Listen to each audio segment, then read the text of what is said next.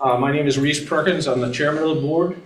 Other board members in attendance this evening, I'll start from my left. Alternate member Janet Jonas, Mike Bazinet, Don Mahar, Ted Brush, Josh Saucier, just sitting down over here. Hey, Josh.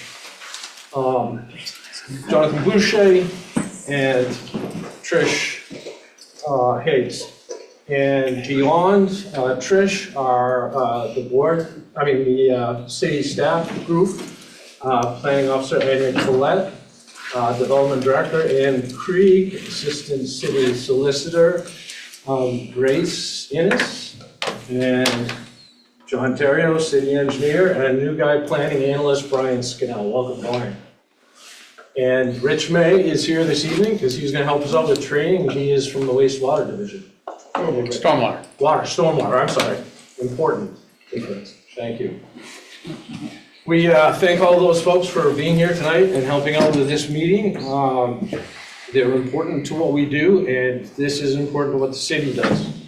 The planning board has multiple roles. We review amendments to the land development code, which typically include either changes to zoning districts or changes to text within the code.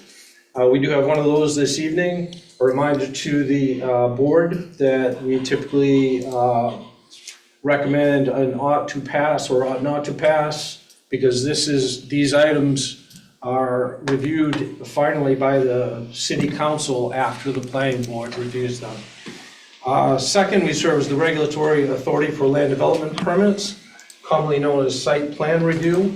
We do not have any of those this evening, so I'm not going to get into too much detail on that. Excuse me. I'd like to remind everyone to silence their cell phones. As far as speaking this evening, when applicants or members of the audience are asked to speak, they should come up to the podium, which is right here in the center, and introduce themselves. Note where they are from. We don't need an exact address. It's just nice to know where you're from. And address the board or the staff as need be. For members of the public, it is helpful for us to know if you are in favor of or against a proposal and why you might be that way. If you are against the proposal, it is helpful if you present reasons for your opposition based upon the city code or the comprehensive plan, as that is what the board typically uses to make their final decision on these matters. If you are on Zoom, we would ask that you would use the raised hand function and let us know that you would like to speak, and we can then bring you into the meeting. We do broadcast these meetings to streaming services. We ask that all comments and discussion remain respectful and considerate of others, no matter their opinion. I'm going to go right to the agenda. We do have a couple of old business items this evening. The first is the adoption of notice of decision for the Maine Woods, map lot 044-043 on Lancaster Avenue and East Broadway. I would ask the board if you have any discussion to bring it up now. Assuming that you have reviewed this decision as we did at the last meeting. If not, I would like a motion on accepting this final notice of decision. And that would be in the form of a motion to that effect. Member Maher? Yes, Mr. Chair. I would make a motion to adopt the notice of decision for Maine Woods that is located at map lot 044-043 on Lancaster Avenue and East Broadway. Do I have a second on that? I'll second it. Thank you. Member Brush. Reminder to Member Jonas that because we do have a full group here this evening, I wasn't sure until the last minute. Did you see me wait? You can participate in discussion, but will not vote this evening. And so, and we will want to sign these documents immediately afterwards. So I'll ask the board to do that. So let's do a roll call vote on this item. Member Bazinet? Yes. Member Boucher? Yes. Member Brush? Yes. Member Hayes? Yes. Member Mahar? Yes. Member Saucier? Yes. and the chair votes yes.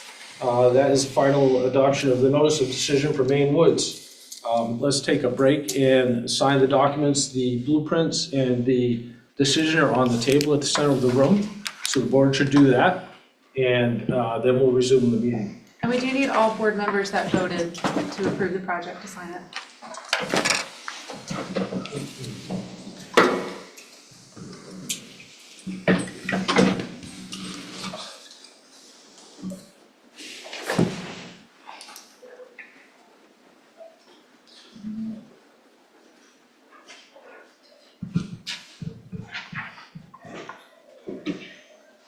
Two other documents? Yes, those two notices there.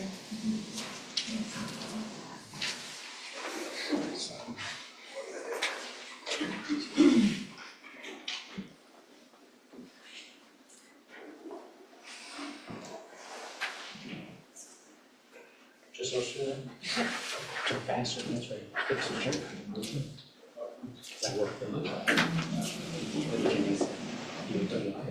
Yeah, that's right. She's gonna want to make it faster for us. Yes, a copy for them, a copy for us, and the blueprints. Oh, wow. When I was I just wanted when I graduated. So I can get a feel for how things are. It's good. It came up and gave a text. Engineers. Graduated. Thank you. Oh, There wasn't a lot of jobs available in the area. The signing of This was a project that was. I got nothing. That's one of my pet peeves. Take mine, but I want it back. Of course. I didn't do it. In my case. It's a Worse, you kind of collect it. So never let me take your pen, because you'll never see it again. It's just fancy. Because I just walk away. I just walk away with it. I've taken more dust pens. That's why I have these camel pens.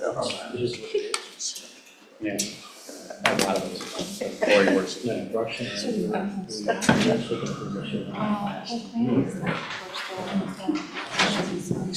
You better go get that first. Well, they're gonna do the next one, right? So they probably need it again. Do they need to? I don't have to wait.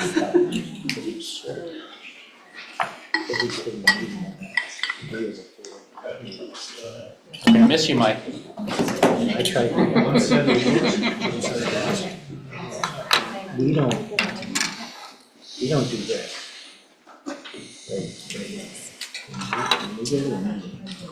I don't know, we're taking that business. People, this is your first. You get registered.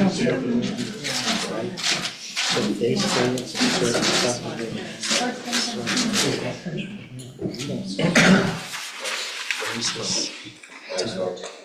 On Lynn Road, right? All right, next item is the second item of old business, which is adoption of the notice of decision for 1380 Hammond Street. As with the first item, only vote on this if you were involved in that decision last time. Again, any discussion is welcome. If not, a motion to approve adoption of the notice as it stands. Member Bazinet? Mr. Chairman, I would motion that we vote to approve the adoption of notice for decision on 1380 Hammond Street. Thank you. Do I have a second? I'll second. Member Brush, I guess we got that. Thank you. And so roll call vote on this one. Member Bazinet? Yes. Member Boucher? Yes. Member Brush? Yes. Member Hayes? Yes. Member Mahar? Yes. Member Saucier? Yes. And the chair votes yes. So this one is also adopted and approved. We will not sign that one until the end of the meeting, folks, okay? Just so you know. Don't forget to do that, though, right? Okay, new business. We have Land Development Code Amendment to change a parcel of land located at 108 Audland Road, map lot 002-009 for Neighborhood Service District, Urban Residence 1 District, and Urban Service District 2. Urban Service District for the entire lot. Said area of land contains approximately 6.2 acres total. The applicant owner is the Bangor Lodge number 244, also known, I think, as the BPO Elks. So I would ask the applicant to come forward, who is representing, yep, that one. And please introduce yourself and just present the project if you would. Sure. My name is Jason Worcester. I'm the chairman of the board for the Bangor Elks. We are looking to do a 16-foot expansion to the back of the building to accommodate offices at this time. Our membership has grown to close to 1,400 by the end of the year, so we are very limited on parking on the site. So part of the project would be, once the offices move, we'll look to add parking around the building on the backside and on the ends. The original planning process, we had some other entities involved, parking in the field area, on the airport side, on the ground round side, I guess is what you'd call it. We were looking to maybe add some parking spaces there for campers, which are seasonal. We opted to avoid that whole situation. And then we looked to do parking in behind what's the garage now on the Hammond Street side. And after meeting with Fred Marshall, we nixed that part of the project as well. So we're looking to add parking spots to the back, parking spots to the front, and down around the end, to hopefully a gain of about 80 spots total, and then the addition, so. And the addition you said was There's offices a- on the back. Yeah, so the way the building is now, when you drive around the back of the building, there's an 20-foot offset. When they built the addition in '96, they did a little 20-foot step. So we're looking to do 16 feet by 222, which is the length of the building. That'll move the offices that are in the center now to the back for a future project to hopefully take where the offices are and make that space usable lodge space. Right now, our capacity in the building is just over 600, and with parking at about 160, 170 spots, it's kind of tough some days. We rent 45 spots to the Red Cross, which is next door, so that's another thing we have to deal with, but, so. Hopefully that defines it enough. All right, and I may well ask you if it doesn't. Oh, yeah, sure, sure. So stick up with us up here, Yeah. and staff comments on this? Nothing? Questions, board questions or comments to the applicant at this point?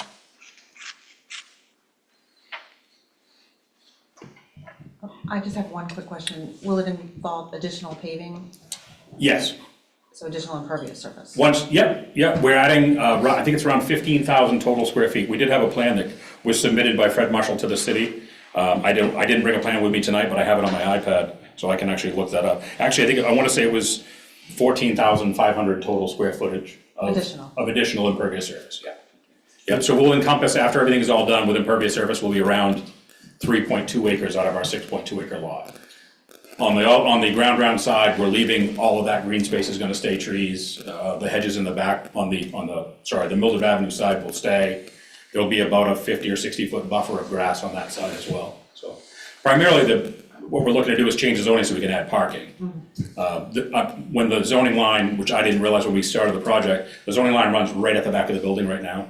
So in order to do the 16-foot addition that we want to do for offices, we have to change the zoning, so. Thank you. This may be better directed to staff, but does the site plan and the paving have to come back to site, does it have to come back to site plan anyway? We're not voting on that. It's like- pending until this can be sorted out. Okay, Right. Which is typical, yeah. thank you. Thank you. Yeah, so to answer hopefully a little bit of questions, we did an initial site plan. I had a meeting with the city quite a while ago now. We've been in this process for about a year now. Advice of the city was to have a stormwater plan done because at the time, we were adding just over 20,000 square feet. So with the advice of Fred Marshall from Plymouth Engineering, he said, let's trim and knock that down so we don't have to get the state involved. So he was able to do all the engineering for us, do the stormwater drainage plan to help. We don't really have much of a stormwater drainage plan now, pretty much what they used in '83 when they built their building originally.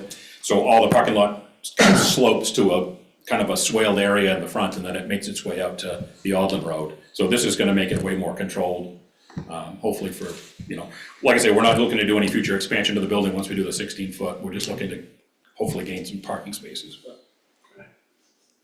Thank you. Yeah, sure thing. Unless the board has any other questions of the applicant, I'll ask the applicant to sit down at this point. We'll take public comment. So I'll open up the meeting for any public comment on this item. Yes? I'll be the first one. My name is Christy Babin. I live at 27 Mildred Ave, which my property abuts up to where you're looking to rezone. I did get a lot of my questions answered today when I called the city. I was significantly concerned about camping happening on site. I'm happy to hear that that has been taken away. I don't want a camp yard in my backyard. The piece that I would really like to see, my understanding is you can have a 25-foot easement. That's a special consideration instead of a 20-foot. I would really like that 25 feet. We're a neighborhood.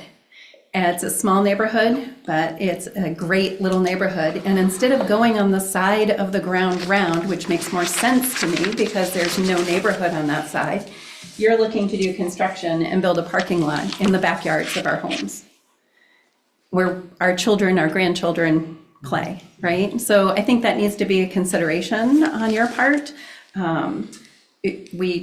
We're neighbors with the Elks. We have been very kind. I know that it's been a challenge. Mr. Worcester and I have had several conversations. But I think you need to keep in mind that there's a neighborhood there. And our backyards abut up to where you're looking to build a parking lot. Okay, thank you. I did just want to clarify for the board, the Yes. easement she's referring to is the parking lot buffer. So when there's a parking lot adjacent to residential districts, they have to have a vegetative buffer. And there's two options for width, it's 20 or 25 feet. 25 standard, but if there's, say, less room on the site for some reason, they can go down to 20. So that's that other option. So 25 feet is standard. Yeah, but there are two options listed in the code for the buffer, so they could choose 20 feet. Okay. Unless the board chose to make it a condition of their site plan approval, you could condition it on it being 25 feet. So That would be that's part of the site plan That's right. approval, though. That's not That's really a right. part of the Yeah, condition of this evening's Right. discussion. Yeah. Yep, thank you, Manuel. Can I answer that question quickly though? You certainly can come up, but you need to come back up. Oh, yeah, and sure, vote if you want sure. to, Yep. So, I unfortunately don't have a copy of it, I could show Ms. Babin, but, the proposed site plan that I have here is 79 feet from the edge of parking to the hedge line. So we're not looking to go any further than that, we're almost 80 feet from the houses. We're just looking to hopefully utilize some of the space that we have there, that's all, so Okay. hopefully that answers some of the question. And the campground was, the issue was so we're still unfortunately gonna have campers on site. The Elks as a national organization offers members all over the country to come and park their camper for a night or two. We asked them to park on the ground round side.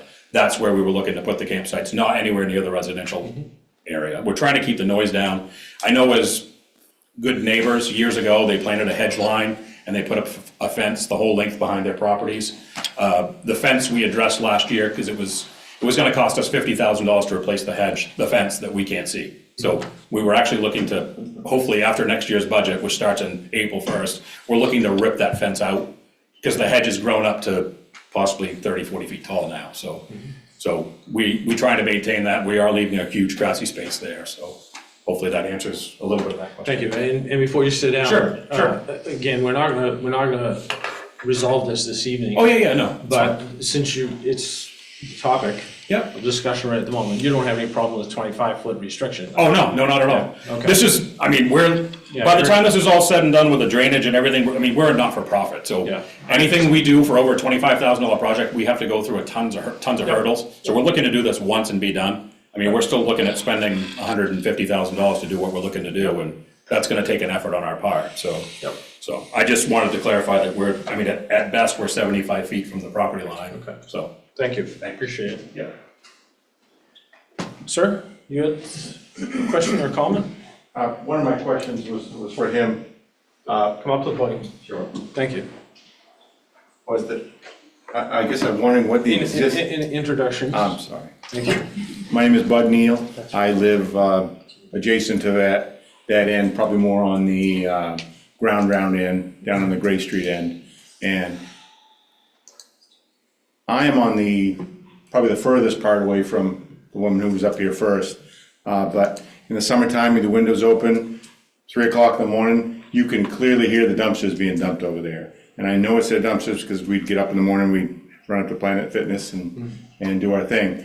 But there's plenty of noise with people out there in the parking lot, out there talking, and the noise carries, or the occasional hot rodders are out there with the bikes and the vehicles and stuff at closing time, or just general public out there maybe. But to her comments, it's a neighborhood, having any more encroachment up against the backyards of the houses is uncomfortable, to say the least.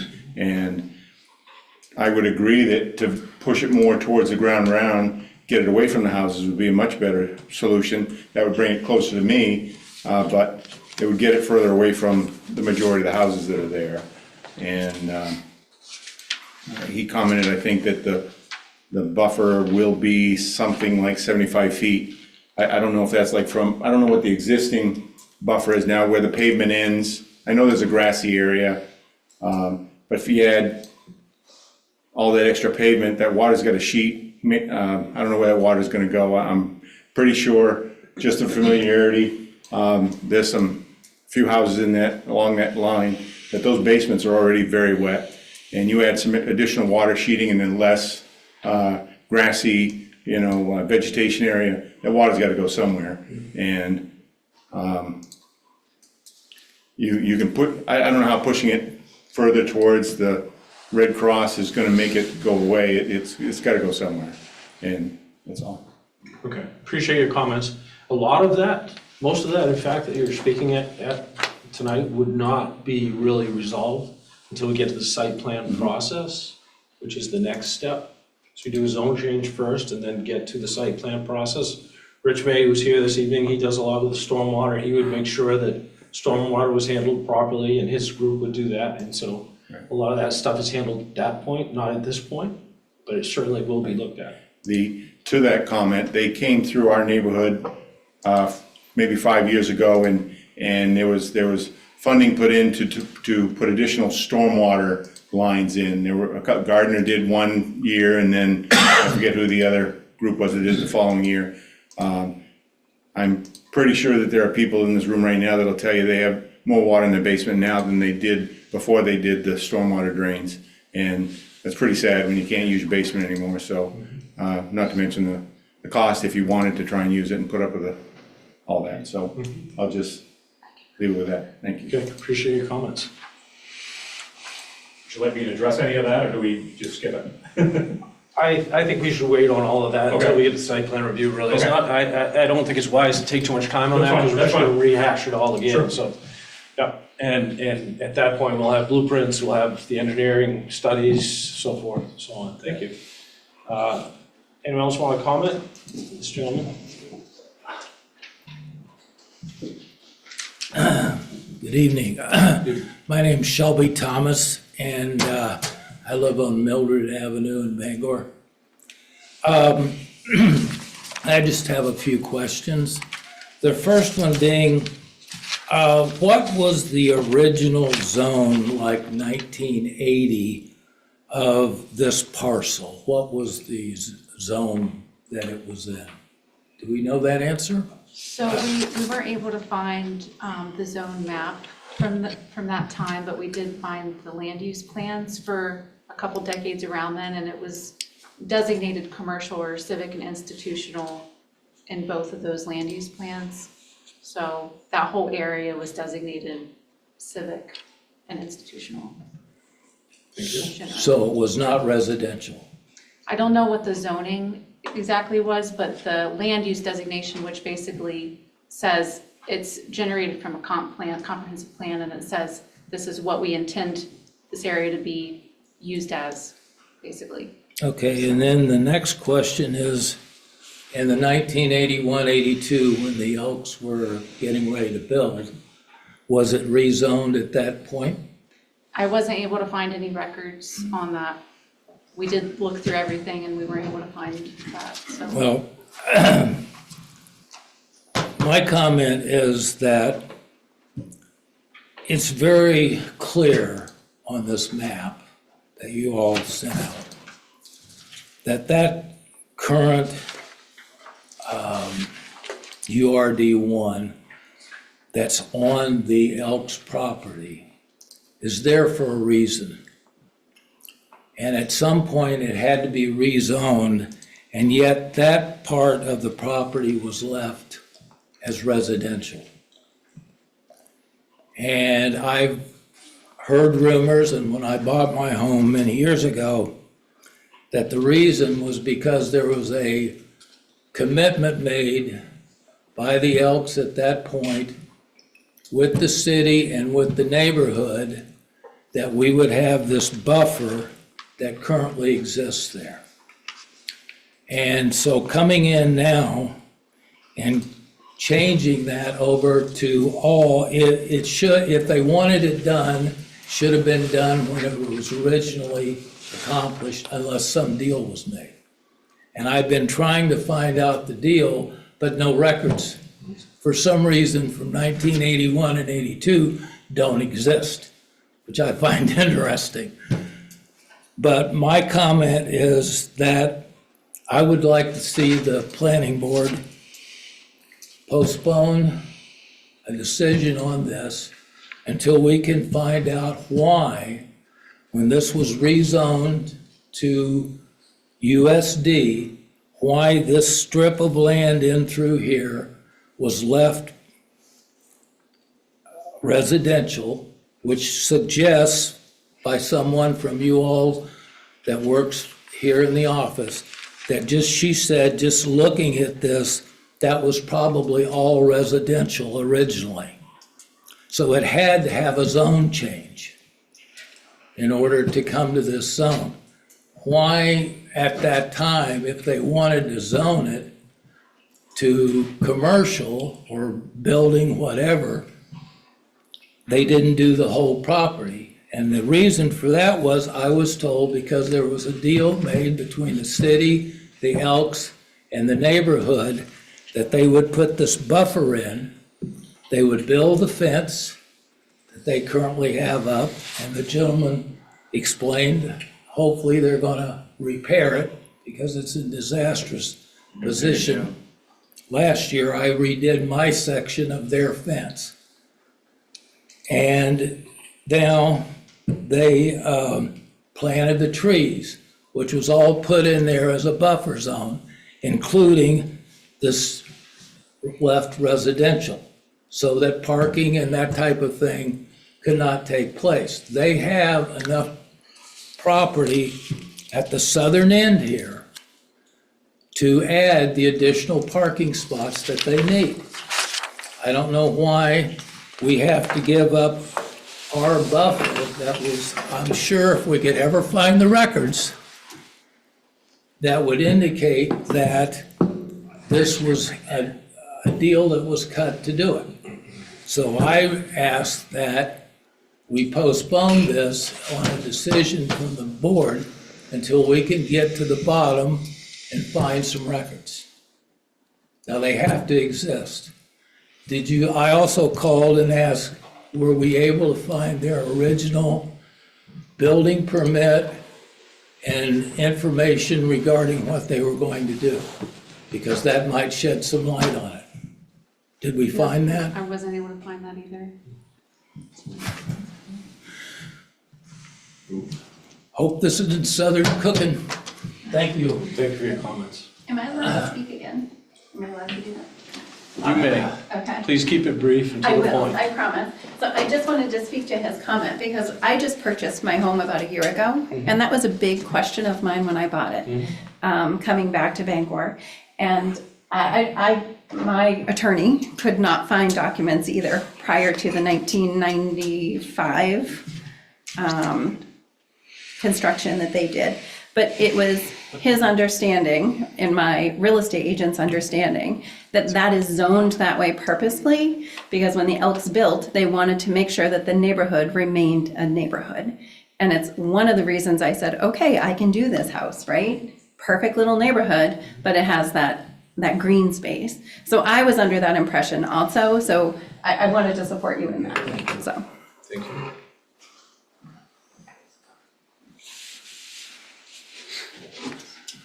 Any other comments? Comments on Zoom? I don't see any. We do actually have one, so. We do have one? Yep. Oh, yes, okay. Please allow them.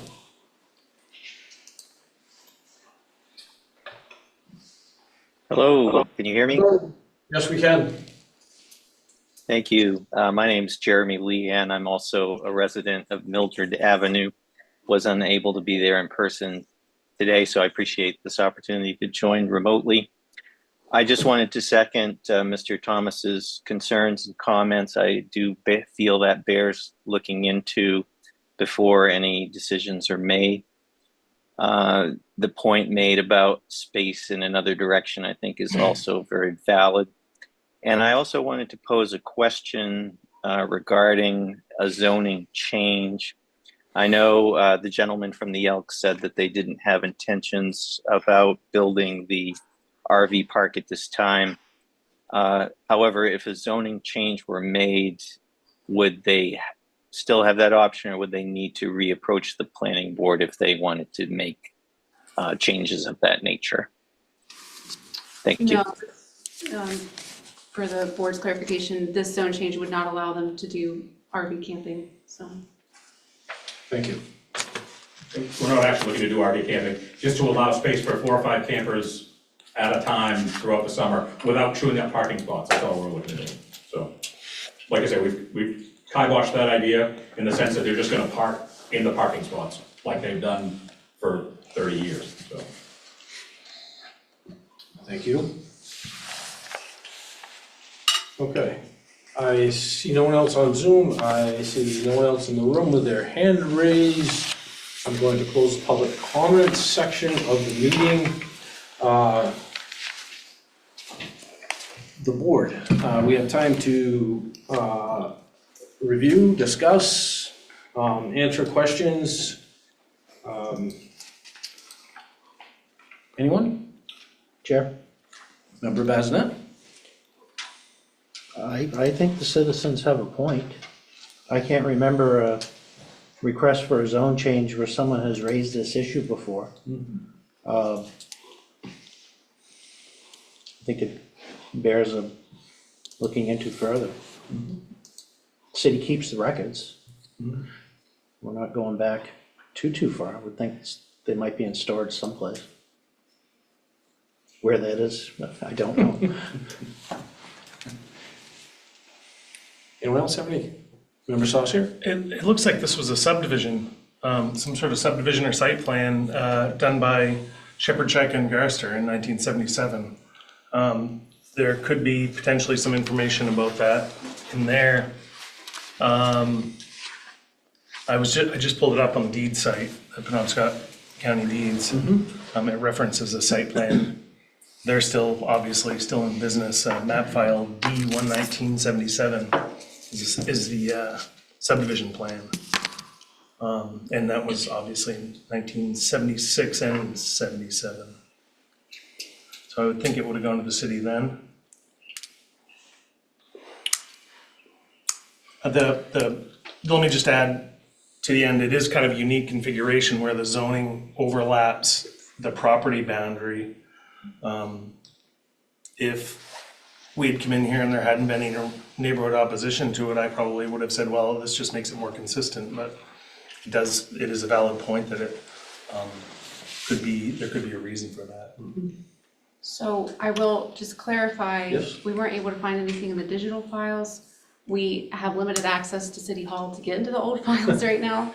But if the board did want to postpone, we can try to schedule a trip over there to look through those files. I do think City Hall is closed for another week.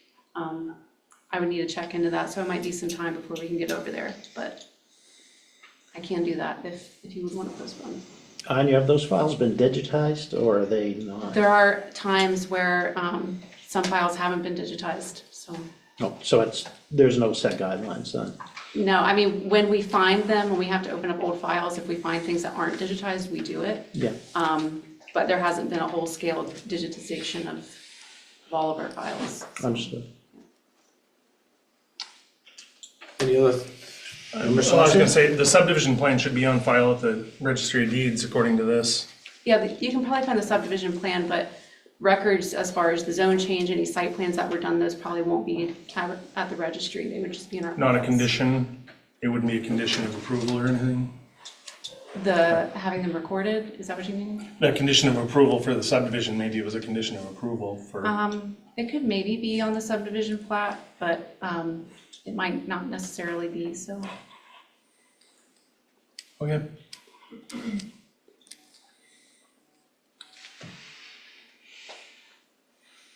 Any other thoughts on that particular? I sort of feel that buffers are what we use to protect neighbors. And I find it unusual that we would instead zone. Yeah, it is unusual. And typically, you know, we've seen contract zones done that require more of a buffer. That would have been, I think, the better option to do if that were the intent. Another theory is that, you know, property lines do sometimes change and then the zoning doesn't change with it because the zoning is supposed to be according to, it can be done by property or somebody can do a survey with meets and bounds and this is what's going to be rezoned. It could be that this area was rezoned and then the property lines changed and it left this chunk, but without seeing the previous plans, it's hard to know, so. We would be looking for, if we were to postpone, we would, correct me, Member Bassinet, if I'm misreading you.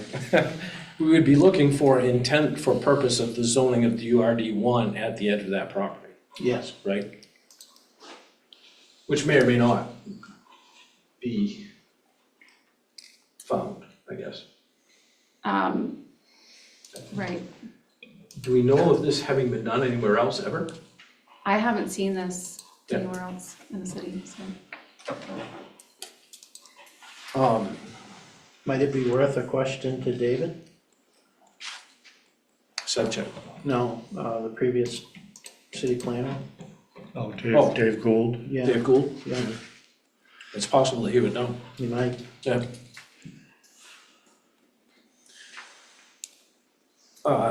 So if we were gonna postpone, we would just do a motion to postpone. Yeah, but you would need to state the date that you're postponing it to, so. And what for? I guess, And yes, the reason why, the reason why. yes, Yeah. So that we kind of give you specific instruction of what we're after. yes. Before we get to that, I'd like to have some more discussion. Does anyone else have any other concerns about this, or questions or comments? Member Saucier? Yeah, I just pulled up the plan. It doesn't seem to have any conditions on it. I did notice that, and it occurs to me, this is right next to the military base. This could have been, that zone boundary could have been related to the base boundary too, because that would have been probably included in there at that point. My understanding is that was actually captains, or I don't know if it was captains is the right word, but officers. The housing. Housing. Yeah. You folks probably would know better than I would know that, actually, people that live there, but that's what I understand. I have a different question, which I think is directed towards staff, but I'm surprised someone else hasn't brought it up. It seems as though this zone change, there could be a situation where if we go to all USD, there could be a situation where a nightclub could be put in at this location, pretty much anywhere on the property. And the time limits in our standards are 1:30 to 7 a.m. limit, unless something different is specified. Do I understand that correctly? I don't have the zoning in front of me, but I believe there are time limits stated in the zoning there, yep. If I remember what it says unless we say something different.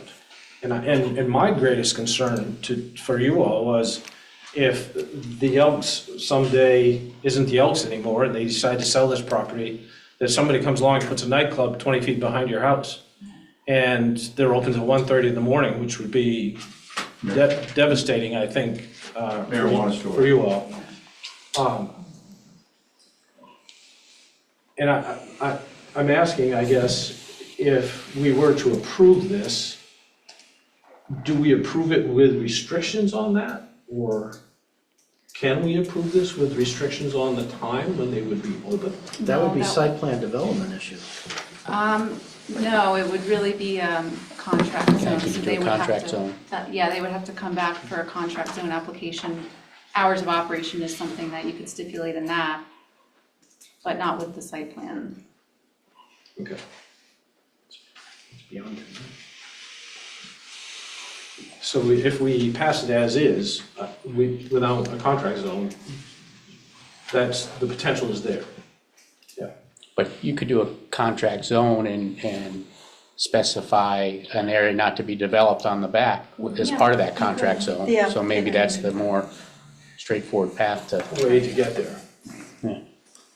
Thank you, John.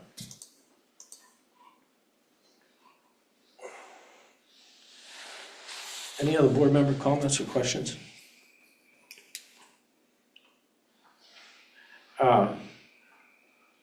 Could the applicant come back up? Sure.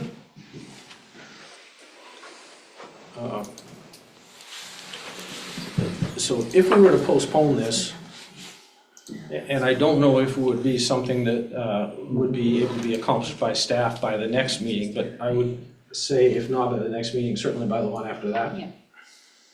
Give it a month or something, we might be able to find out more information. I'm curious, what is your perspective on that? We're a year in right now and about $12,000, so, I mean, we're committed. Like I say, we're not looking to add more to the building. I understand the apprehension if somebody else bought it. I mean, we're trying to not outgrow it, right? So unfortunately, we got a 6.2 acre lot that we're only using 3 acres and we're painted into a corner, right? So we're looking to gain some parking for the members that we do have that pay membership dues every year and come and help us raise money. Unfortunately, we're not trying to encroach any further than we have to. Sure. That's why we left the larger zone in the back. I like the idea of going, and there's members that like the idea of going towards the ground round. The problem is, once we eliminate the parking on that end, then we have to add more parking on that end. You're looking at $250,000 plus the addition of the buildings, another $700,000 or $800,000. I mean, we just don't have $1 million to throw at it to do that. Parking to me is, we're not looking to have a dance in the backyard. We're looking to park, right? And we're looking to let people come into the back. I can't control the dumpsters, I'm sorry about that. I wish I could change their time and have them come at 9. Yeah. I can't control that part of it. As far as the stormwater issues go, I did have a topographical map done. Our stormwater drain cover is at 146 and the backyard at the hedges is at 155. So we're 9 feet lower than your basement. So as far as our water going onto your property, that's an anomaly that can't happen from us. I can't say what's happening on the upper side of Hammond Street coming to you, but like I said, we're trying to be good neighbors. We're just trying to use our property as best we can without spending a fortune.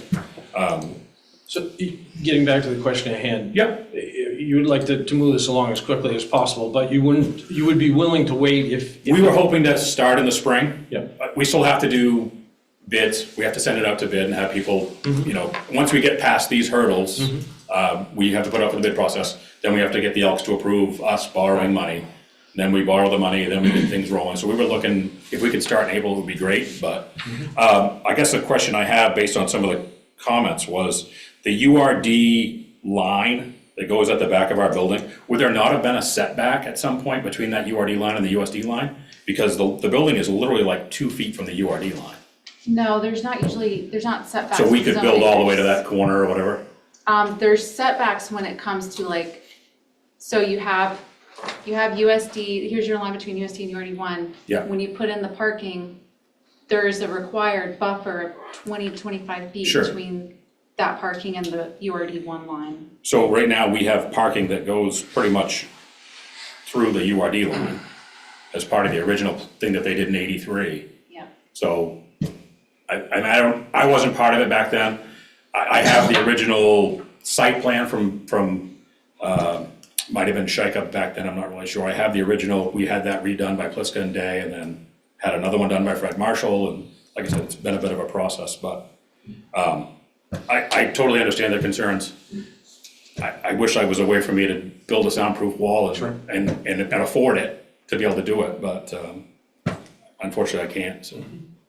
As far as waiting, at this point, it is I mean, we're at the mercy of you essentially, so. I just like to have your viewpoint before. Sure, before, sure. You know. I mean, I represent the board in the fact that I'm the chairman of the board of trustees. We essentially are responsible for the financial aspect of the building and the building itself. The concerns with building space interior, I can't do anything with the interior space until I do the offices, and I can't do the offices until I do the parking and the rezoning, and it's all hand over hand over hand, so. Okay. If it takes another few months, it is what it is at this point. I've got to wait. I can't go any further with getting bids and all that until it's approved, so. Okay. Thank you for your Yeah, answer. sure. Appreciate it. Board members, any other comments, questions, thoughts on this? Motion? I mean, we're kicking around the idea of motion to postpone. Yeah. We can go to that. If we don't want to go to that, we can just go on to a motion to approve the project or not approve the project, what have you.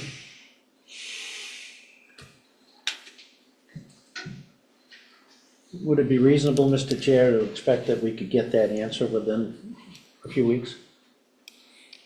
If it's possible to get an answer. Yeah, I, you know, I mean, no one here, you know, I've been here 9 years and I think I have the most seniority over the staff at the city here. So no one was involved with the Elks Club back in 1980 and, you know, if we're not able to find the file, I mean, we have a lot of information at City Hall, a lot of it's scanned, a lot of it's available, some of it's not. I mean, stuff that you would think should be right there, you can't find. I run into it all the time. I can find stuff from 150 years ago, but I can't find something from 15 years ago when someone said, oh, well, there was agreement that this was done and this was done. And I can find plans, but there's nowhere that I can find that there was some kind of agreement by both abutting property owners to do something. So, you know, I mean, staff can make an effort to look for this stuff.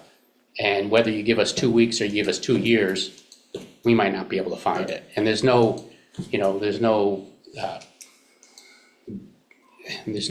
devious scheme here to hide Elks Club documents, you know? That's not my point. My point. No, and I didn't think of that, but. Is 2 weeks a reasonable amount of time to give a best effort? When, I can't remember the timeframe. I think we have asbestos abatement going on right now. I would think that's probably gonna be, that may take 2 weeks, to get in there. I would think a So it month. might be more of a month. Yeah. A month, right? I'm not, yeah. And To be we- safe, yeah. If you want to make that motion, I would suggest a month as a limit, and we just need an answer within a month. Well, the rest of the board might not feel the way I feel about it. Yeah, I'm not sure I do, but I'm willing to have it voted on if that's, you know, what the board would like to do. I'm a little worried we're chasing a needle in a haystack sort of thing. But my bigger concern was the nightclub. Yes, Member Sassi. Essentially, they can't expand parking into that zone the way it's situated right now? Yes, Okay. So it would have to be a zone change or a contract zone? yes. Okay. Thank you. Yes.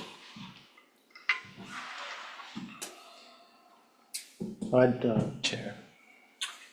Member Boucher. When we touched on this earlier, that even if it was the zone change was approved when it came time for the permitting, that it would come back before us and we could place those conditions around the buffer and around the use during the planning piece.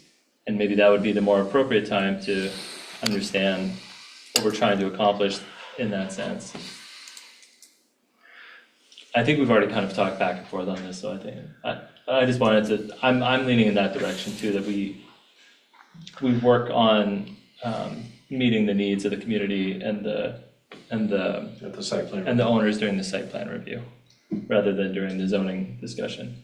Unless there was the concern about, like, the chair was talking about with alternate uses of the, is it USD? Yeah, USD versus URD1, so. That's my thought, if we're just chiming in. Thank you, no, I appreciate that. Member Mara. if we took that course of action and this came, but, and city council, you know, city council's gonna have to make the decision on this, we have a recommendation. But if it came back to us for site plan review, in site plan review, we wouldn't be able to eliminate allowed uses in the new zone, could we, No. as part of that decision? No, that's We what the could? zoning's for, so, Oh, okay. yeah. We're not even supposed to consider what they might do with the Right. property tonight. That's not even supposed to be part of the discussion. No, but I'm just trying to understand, should it go that way, what are our choices what later? limitations can the planning board put on that activity? And if we can, in that decision, limit permitted or conditional uses in that zone, in that decision, that's important to me. And to clarify, even with a contract zone, you can't limit the use, the type of use, I mean. Oh. You can limit the dimensional controls like the Ah. buffering and the hours of Okay. operation, but you can't limit types of uses. Mhm. Sure. Member Saucier. I think, just to present both sides of this, we've got, if this remains URD one, it essentially renders the backside of their property valueless, behind the Elks. Somebody has put this in here for a reason. I have to assume that they put it in here for a reason, so, and somebody accepted that it was there for a reason. I also noticed that the lot up at the top, I believe it was Ms. Babin's lot, was expanded at some point between the subdivision and the, and this current configuration. So that NSD was added at some point too. There's a history here that may not be actually in 1980 or whenever they built this. And I do think before we make a decision that either violates an agreement that was on Mildred Avenue residents, that was with Mildred Avenue residents, or makes their land valueless, I think we need more information. And I think when you're in that situation, it's either status quo or you have to have more information, or you push it out till I have more information. And that, of course, that's my opinion. I just wanted to present it. Oh, that's what I'm asking. Can I answer the land change thing for him real quick? So, come on up if you will. Okay, yeah, sure. Please. Yep. In 2013, the land was owned by Ed Bear and Jane Skelton, Jane Skelton, who just sold it to Miss Babin about a year ago. Before I got there, they worked out some sort of a deal, and an exalted ruler of the lodge, of the Elks Lodge, who was an exalted ruler for 1 year, sold them a half acre for $1. An underhanded deal, we couldn't do anything about it. It is what it is at this point, but that's why that was broken off.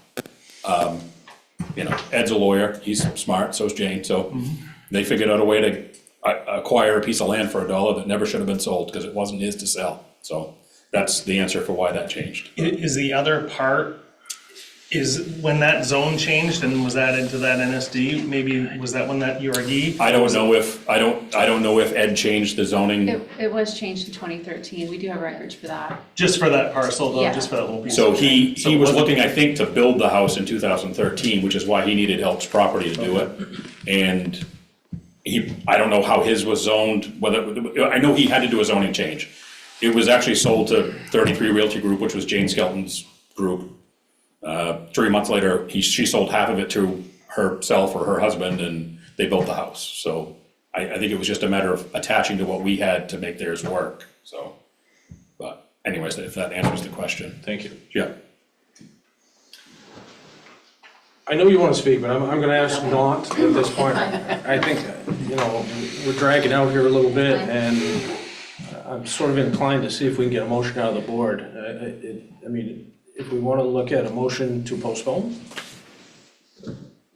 that's great. We can tackle that first and then see where we go from there. Chair, Member Bazinet? I'll make a motion that we move to postpone until we can determine if the records can be located within a reasonable amount of time to be determined by the board. We say 30 days. So, March 5th, meeting after next. yeah, it would need to be, date, so. March yeah. 5th? To the March 5th meeting March 5th meeting. of 2024. And specifically, we're after information on any reason why that URD1 zoning was specifically set aside, Right. if it's findable. Right. Verbiage is stated by the chair. Thank you. Do I have a second? Member Summers here. Second. Okay, let's go vote on this. Member Jonas? One more question, do we also want to investigate that NSD change, inconsistency too? The, We have that. Well, we have that. Oh, It was okay, recent history that he had explained. It was done in 2013 yeah, with the land sale. all set. Okay, let's go with the roll call vote here. Member Maisonette? Yes. Member Boucher?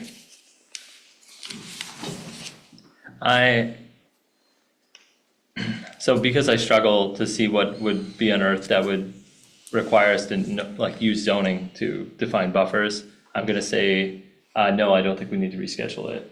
Member Brush? Yes. Member Hayes?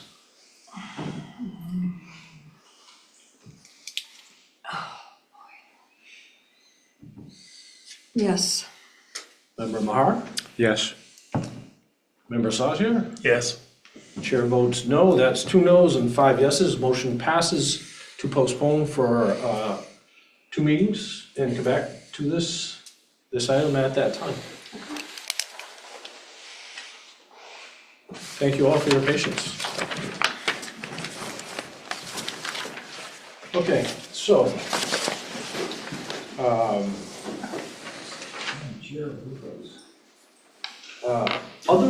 I believe we were at other business, training, Rich May. I believe you're up.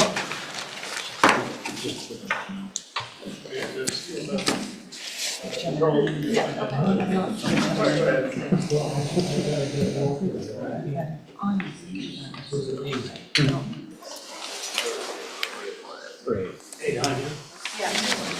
You'll remember that 25 for this year? Yes, you're talking about, clarify after.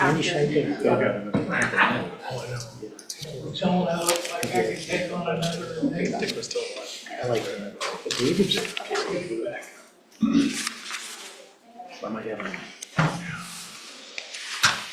Good evening, planning board members, city staff, no more members of the public.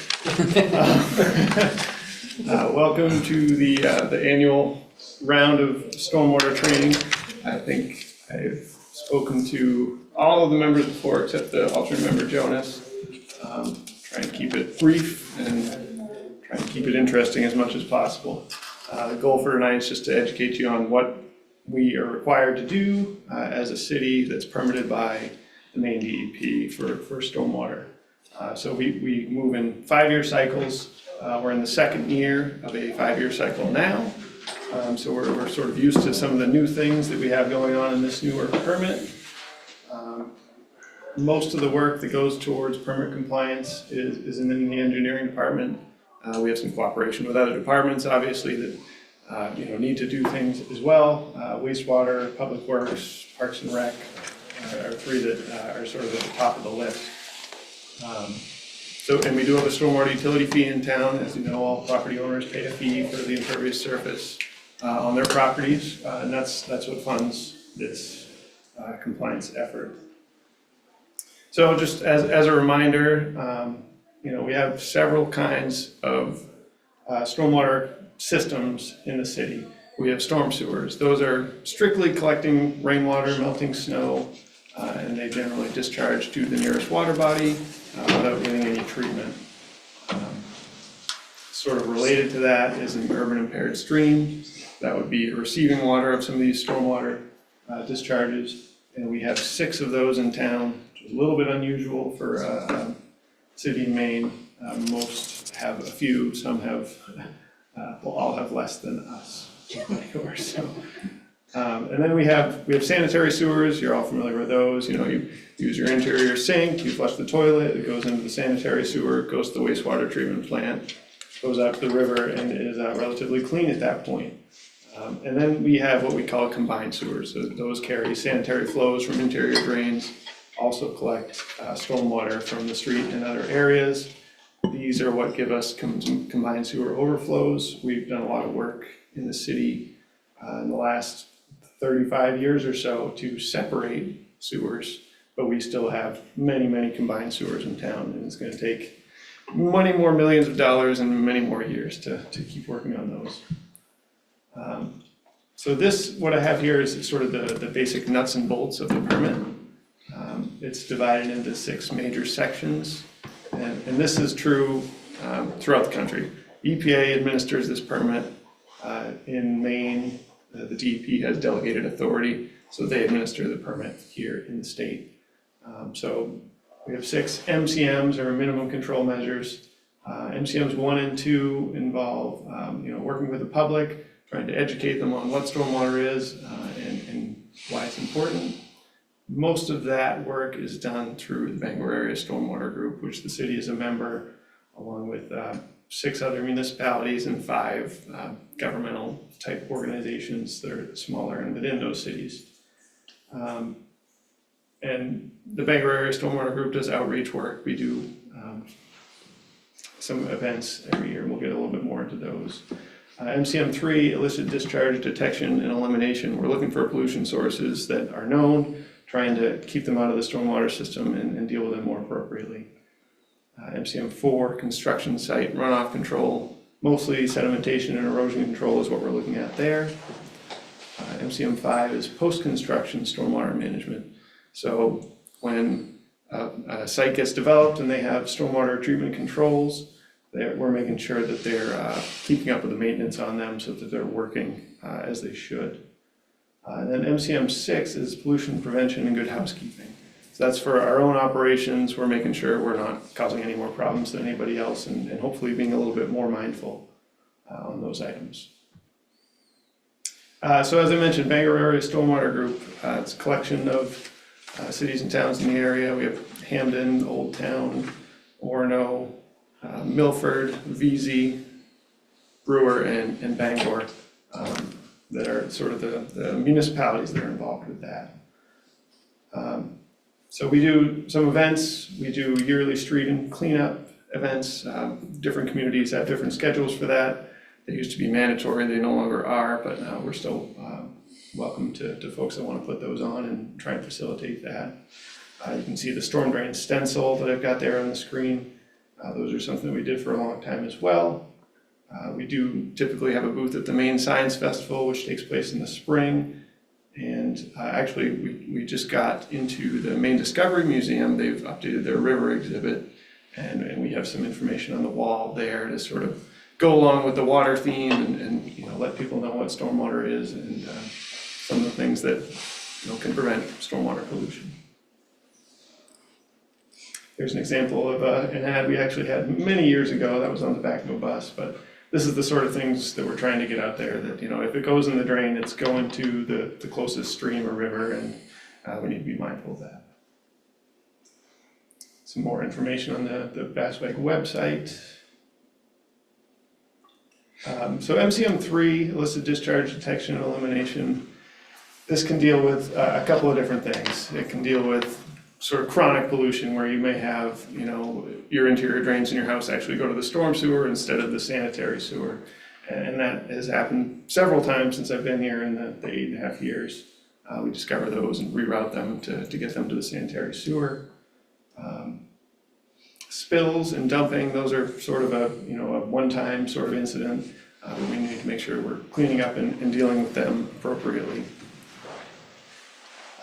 So we do this sort of opportunistically, and we do it in a more organized fashion. We do outfall inspections each year, and outfall is just sort of the end of the pipe where it drains into the stream or river or pond, whatever the case may be. We're looking for obvious signs of pollution. We're doing some tests, and we're tracking anything that we find. So, I mean, in an urban setting, that can be quite difficult. You know, you go to the end of a pipe, you see something you shouldn't see, it could be a mile of pipe network above you. So it can be hard to find that source and can take time. Things like spills, dumping, you know, those are the sorts of things that we're trying to educate folks about. This is an example of a illicit connection we had from interior plumbing to the storm sewer system. So on the screen, kind of in the center, I believe that's Family Dollar at the corner of Oak Street. State Street's kind of running across the top of the screen, and then up and down to the left side is Broadway and Oak Street, and York Street to the south. So on Pine Street, to the left of the red circle there, we had a residence, and it was a historic home, and it had been moved to this location around 1990. And this is after sewer separation had taken place in this area. I believe what happened is, you know, the builder put the house there, they looked in the street, they found this service, they said, great, we'll hook it up. We don't have to dig up too much pavement. And, you know, so 32 years later, we discovered that shouldn't have been done. So this was something that we found on accident, so to speak. You know, we were doing work on the storm drain system on Hancock Street and saw, you know, sanitary sewage items in the flow, and worked our way upstream and found this. So this is kind of a closer view of the new connection going to the correct sewer. This is sort of the view that we look at when we're, the wastewater department and their sewer division, they can do inspections of the pipes. So we're looking at red dye that we flush down the toilet in the building, and we're seeing it here in the stormwater pipe. So that's you know, that way we know for sure where we have a cross connection. And you know, it's not cheap to fix these things, but obviously we need to do it and get it done. There's some photos of the construction of that, so you know, they kind of had to snake around and go through other utilities to get it in there. But you know, when they flush the toilet, it's going to the treatment plant, so. That's probably why they went with the first pipe they found, because they'd have to do that to make it. Exactly, yeah, it was much easier. Geez, we can I'm go sure. right here.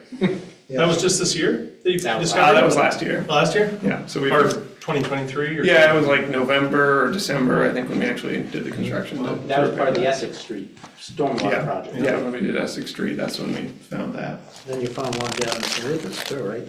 Yeah, that was a little bit longer ago, but yeah, that was amazing that it happened for so long. You know, you could smell the soap from the rug washing operations there, so that was something. Okay, so a little less interesting here, but still important. Construction site runoff control, usually part of site plan review. You know, we want to see an erosion and sedimentation control plan in place for sites that disturb more than an acre. So they're going to be getting a main construction general permit and a stormwater permit by rule. A lot of the controls you're probably familiar with, silt fence, bark mulch, berm is becoming a lot more common and is also very effective. And at the end of the project, you know, we need to see that the whole project has been stabilized. You know, that's usually vegetated or pavement is stabilization as well. So, you know, if you're used to working out in the country, you know, you may not have somebody coming around and asking you, hey, where's your erosion and sedimentation controls? But here in the MS4 communities in the Bangor area, that's what's going to happen. So construction folks tend to realize that, and a lot of them are, you know, complying voluntarily before I get there now, which is very good to see. I think we made a lot of progress with the contractors. I think Rich has done a good job. They 10 years ago, 15 years ago, I don't think they were as accepting of the practices, but they all know what needs to be done now. They know ahead of time, so when they're working in Bangor, they know what to expect. Right.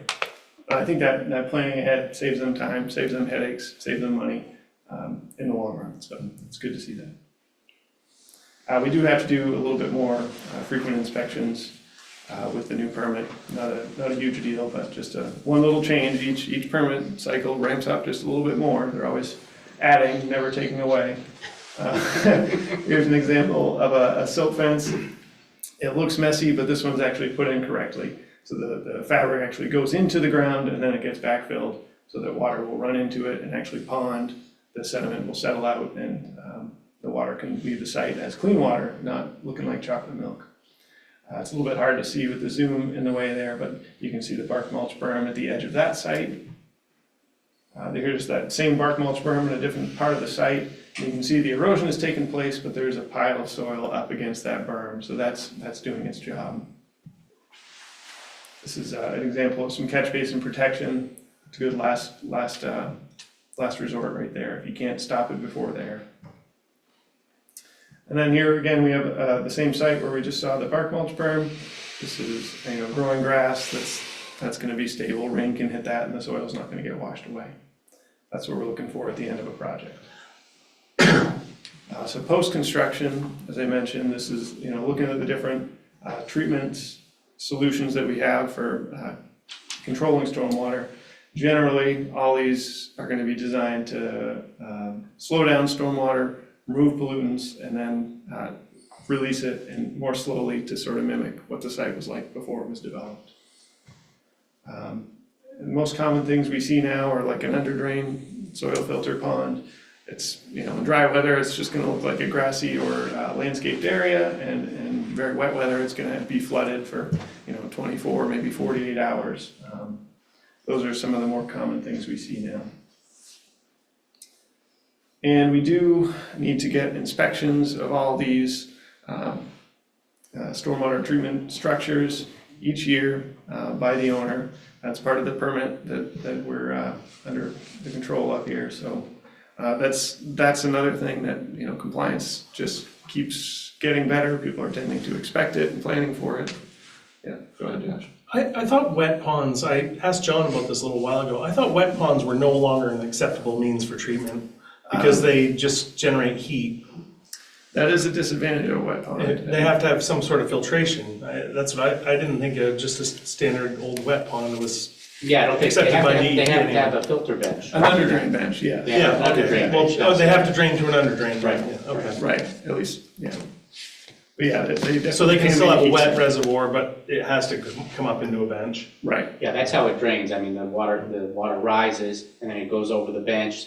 The bench has an underdrain buried in it, and so then the water goes that way, goes through the soil. So it has a chance to cool a little bit through the process. So it's a soil filter, really. It's Yeah. just got a storage. Yeah. it's With a more- big forebay. Yeah, and I mean, that's just a sand filter. It's not a media filter at that point with bark mulch and everything. Yeah. Okay. But I think, in terms of pollutant control, they're still pretty good, but you do have the heat sink issue. So, when it comes time to maintain these things, it's like anything, to keep up with it, it's not gonna be that bad, but if you let it go for 20 years, you're gonna have a headache and a lot of work to do, most likely. And that was sort of the old mentality, you build it, forget about it, and you just can't do that anymore. So these updates for the 2022 permit cycle,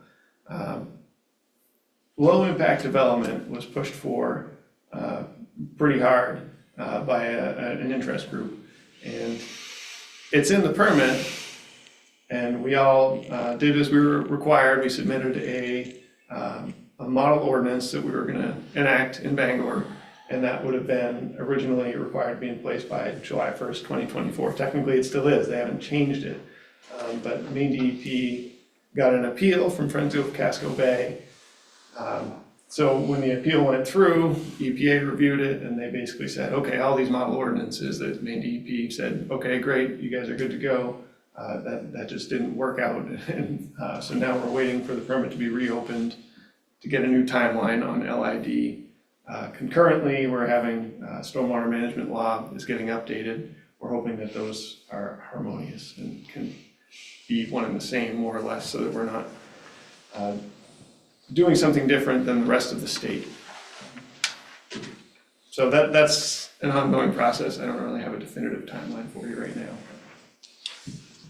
Go ahead, Terry. If you look on a land development permit application, you will see a checkbox for the LID, which makes me crazy because I can never even remember what it means half the time. And yet that's what it is. That's when, and it bothers me a little bit because a lot of times we don't check that box off because it doesn't apply to that particular project.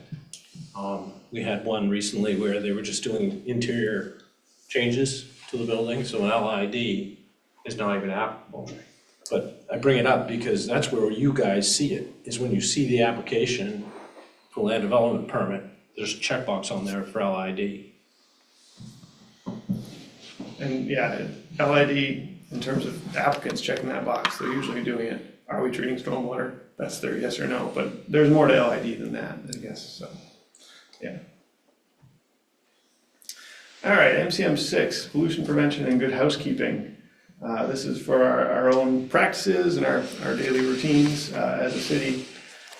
This mostly is gonna apply to Public Works and Parks and Rec. You know, they're out there in the field doing work. They've got equipment, they're fueling, they're, you know, maintaining equipment, trying to keep that clean and, you know, setting a good example, of course, as well. So if you see a city truck that has a spill, they're very good about cleaning it up. They're probably gonna send out the street sweeper to clean the street after they clean it up as well. So that's another thing that's just come a long way in the past probably 20 years. You know, people are very conscious of those things now, including the city.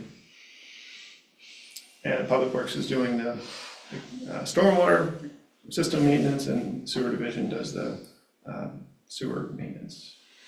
And there's a little bit of cooperation there too. So urban impaired streams, you can see the map, you know, that's the outline of the city of Bangor. Something like half the land area in our city is in an urban impaired stream watershed.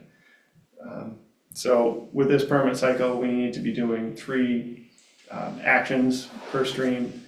Some of that's education related, some of it's for watershed planning. We're in the midst of doing a Pinjadawak watershed management plan right now. And also, you know, constructing either treatments, systems, or stream improvements to help those streams attain the classification that they should. And 319 grants from the Clean Water Act, we previously have used those to do these types of projects, but those cannot be applied to a permit compliance issue, which is a little bit unfortunate. We can still use those funds, but that means we're doing even more projects than we already have. So in terms of the BMPs that we're working on, last year we did a couple of projects on Arctic Brook. So Arctic Brook is sort of done for this permit cycle in terms of what we did. So we replaced this failing culvert. This is a 54-inch culvert. And we put in a pipe arch that's roughly 8 feet in diameter to replace it. So this, you know, helps with stream connectivity, helps connect the floodplain on either side of the street there, and just generally gives the stream more capacity and resilience as well. Also in this immediate area, we're standing on that new pipe right there. You can see it in the foreground there. This is a stream restoration project where we restore the floodplain, and we worked with a geomorphologist, and he basically said, if it looks like a mess, I've done my job. So we've got a bunch of trees with root wads attached, and what these root wads are going to do is give a place for the bugs and other creatures to live and to help with the habitat quite a bit. So these are kind of things, these are going to take years to mature, but you know, getting them done sooner rather than later is good. In terms of the more gray infrastructure that we see, you know, the pipe and catch basin stuff, we did State Street stormwater crossing by the hospital parking lot this year. That was a big project. Essex Street and Birch Street, stormwater replacements and extensions. And then Mount Hope Avenue, we replaced a cross pipe by the veterinary hospital as well. Well, the whole, I mean, you guys might remember when Essex Street was washed out and it was closed there for, I don't know, probably 8 months. It was quite a while. Quite a while. I mean, that was a stormwater issue. The stormwater system failed. So. Yeah, I think that pipe was 1870 or so, and it was still in service until it horribly failed. So, fortunately, we're a little bit reactionary with stormwater repairs at this time. So that kind of wraps up what we do for the permit. And of course, we're going to keep spending those utility funds for permit compliance and the other projects that we went over here. Hopefully get some grants at some point when we can. just trying to keep the water clean, you know, when we think about stormwater compliance, it's a little bit boring, but you know, everybody loves to swim and fish in the state of Maine, so that's why we do this. I enjoy it every time, Rich. I'm glad you like it. Any questions from the board? Yes. What percentage would you say is, of our system is mixed storm and sewer? It's a good portion of the west side of the city. I think 40%, something like that, 35%. So by land area, yeah, probably something like that, probably 40%-ish. I mean, if you get out past Odland Road, it's probably all gonna be separate. Sure. Inside of Odland Road on the west side, it's almost all combined still. Okay. They did a bunch of separation projects, I don't know, in the late 90s and early 2000s, all along the tree streets. So that all got separated, but then we never jumped over to the west side. And you know, part of our consent decree with EPA and DEP, you know, we had to do a long-term control plan of how we were gonna address CSOs. And we looked at, okay, do we separate or we do storage? And the cost benefit of it was, okay, we're gonna do storage, but. That's why the big tanks. That's why we got the big The new big tank. tanks down on the waterfront. Yeah, I mean, we just built a 3.8 Right. million gallon tank. Right.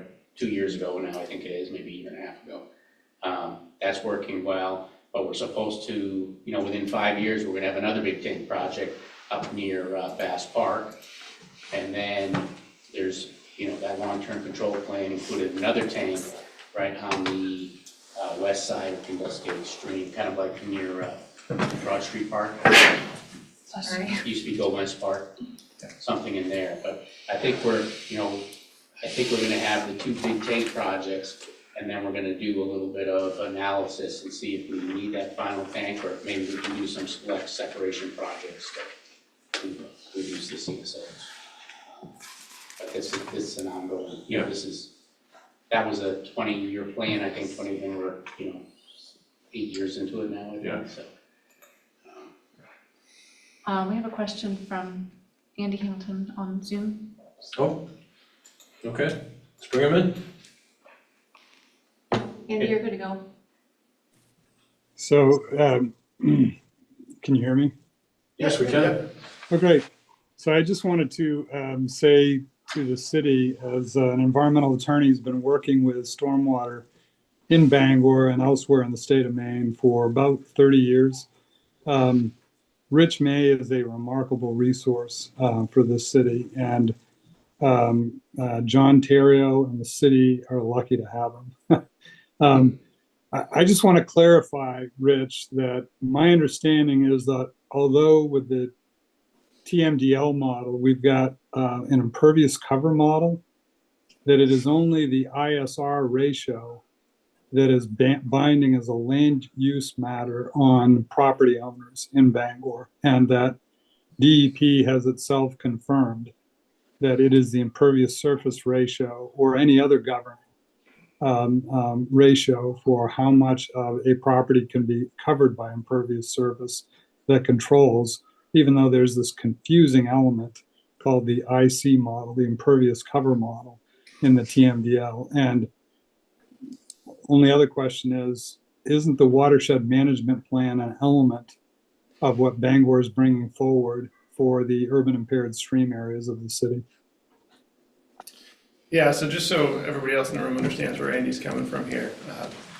The EPA is working with DEP right now to write a TMDL for Conjectuak Stream, which I know it's a lot of yeah. Basically what they're saying is there's too much impervious cover in that stream watershed, and if there wasn't so much impervious cover, the stream would be a little bit better. I think what Andy's getting at is, you know, that doesn't restrict property owners from doing as they wish with their properties, so long as they're following, you know, local ordinances and also stormwater law. But the intent with the watershed management plan that we're writing now is, it's not as a response to the TMDL, but it's going to be a guiding document that will help us, you know, restore the stream over time. And, you know, it's another one of those documents, it's a 10-year document. Is the stream gonna be restored in 10 years? Likely not. That's when we'll return and rewrite again, and that's what we're doing now. We've had 2 drafts of a watershed plan for this Pinjadawak watershed in the past, and now we're rewriting again. So it takes a lot of time, takes money, takes effort, and methods change too. You know, we had a meeting today and the points of discussion were different than they were the last time this was written, so. That's sort of. Thank you. Yeah. Are you saying that you're trying to get it to shift more toward the actual loading in the stream versus ratios of impervious? Is that what you're saying? What I'm saying is the DEP is using a simplified model to say, because there's so much impervious surface in this watershed, that's an issue. But we know it's not just the impervious surface. We think there's other factors as well. So that's why we think it's an oversimplification. And the watershed plan identifies some of those other stressors. Can you in general say, though, that the quality of water has gotten better in Bangor? I mean, that's true, isn't it? I mean, certainly since Clean Water Act, absolutely. And stormwater's sort of the later thing that, you know, we went around, we got all the point sources in the 70s and the 80s and maybe probably in the 60s too. To say, okay, you know, that factory is not dumping their waste right into the river anymore. And that was sort of an easier thing to tackle than stormwater. In particular, we were focusing a lot on road salt today. It's like, we can't make road salt go away, but we know it's not gonna help the health of a stream either. So those kind of issues that are harder to tackle. Okay. Yeah. Any more questions for Rich? If not, we'll move on. I think Anya Colette is next, correct? That's right. Thank you, Rich. Thank you all. Appreciate you being here. Thanks, Rick. Just stay here with me. I was just hanging out with you, John.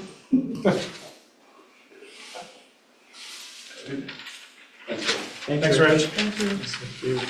Okay, so this is mostly what you all have seen before. I think Janet maybe, and I'm not sure if you two saw the training last time we did this, but it might be just a refresher for most of you. So I'll just walk through your roles and responsibilities, comprehensive plan, which most of you are again familiar with, the zoning and permitting process, and then taking questions. So your roles and responsibilities are set out in chapter 23 in the structure of the board. And one key factor in your structure is that you have an associate member in case you're not able to meet quorum. So that's, you know, an important thing to have. As far as membership requirements, they're not super complicated. You just have attendance requirements, you know, and you look at the packet that we send you every week and then, you know, formulate your questions at the planning board meeting. So your regulatory authority is outlined in the state statute on subdivision, as well as the comprehensive plan, state statute on zoning and things like that. So you're not a legislative body because you don't make policy. So city council is considered a legislative body. That's why you make a recommendation to city council and they are the ones that adopt the zone changes.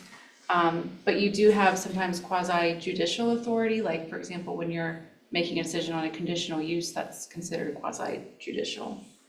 And then also on your authority on the comprehensive plan, you are considered the planning committee for the comprehensive plan. So there's that as well. So again, you know, this is a pretty recent process. The 2022 comprehensive plan was just done last summer, and but just in general, the comprehensive plan looks at all of the different aspects of the city, looks at the demographics, current land use, housing, all of those different things, and then tries to come up with a plan for them over the next decade as far as what we want to see change or remain the same with those different aspects. And it just really touches on how all of those different things are interlinked and related, like how housing affects the economy, and recreation can also affect the economy by drawing additional people into the city. So it just really takes that multifaceted look at the city. Additionally, the state statute does require us to, well, it doesn't exactly require us to do a comprehensive plan, but we have to designate a growth boundary for the city. And so that's a major part of doing the comprehensive plan. And we have to really look at, where do we want to see growth happen in the city? And as far as, your role with that, it's great to have you all be the planning committee, because you know that you see the permits come in, you see the zone change request come in, you hear from the community as you did tonight. And so you see what the community wants to see and what's happening on the ground. So as far as the process, how we do it, the comprehensive plan, it typically lasts a couple years. We attempted to make the last one more condensed, but as you saw, it doesn't always work out that way because there's a lot involved. There's different phases. There's a lot of public outreach. So it does tend to go on for a little while. And as far as that outreach, that was a major part of it. We did the lecture series, we did listening sessions, pop-up events, just all kinds of things to get feedback. And so from the comprehensive plan comes the zoning. So the next piece of this will be doing our land use plan. We'll be putting out an RFP for that within the next couple months, so we can get that started this year. And that will end up rewriting our land use code and our zoning to match what we said we wanted in the land use plan. And so it's really important that we do that process, because right now we're still kind of in a limbo period where we've done that planning phase, but we haven't actually implemented it. And it is okay to have the limbo phase, but it's important that it not go on too long, because there is case law where, somebody, I think it was in Southern Maine, applied for a zone change that was in a mapped growth area from a recent comprehensive plan. They were denied, and then they actually won in court because the zoning hadn't caught up with the land use plan. So, but one thing to note is that you can change your minds later if issues crop up with the designated growth boundary. Maybe the city might say, we feel like we need to adjust this. It just has to go back through a public hearing process to do that. So, and then the permitting is the implementation of the plan as well. So, that comes from the zoning, like as kind of came up tonight, if they were to change their whole parcel to USD, that would impact how they can develop the site. So it really is that final process. And it's a good indicator to, like, if you're having a lot of issues with the permitting, it might be a good indication, or a lot of controversial projects might be a good indication that maybe the zoning isn't right for that area. Maybe that needs to be looked at. So I kind of covered some of this already, zoning being the implementation of the land use plan, but just having that public process is really important, like we saw tonight, having the neighbors be notified. And we've also put an ad in the newspaper twice for zone changes, but just having people be able to have that say on the land use in their neighborhood is important. And again, I won't go over contract zoning again because we already discussed that tonight. But that is another option for people to do. If somebody was to do a contract zone, they would need to draw up a contract, and our legal department would help with that too, but we do have to work with them on the official language, and then that would get recorded in the registry if it were to pass. So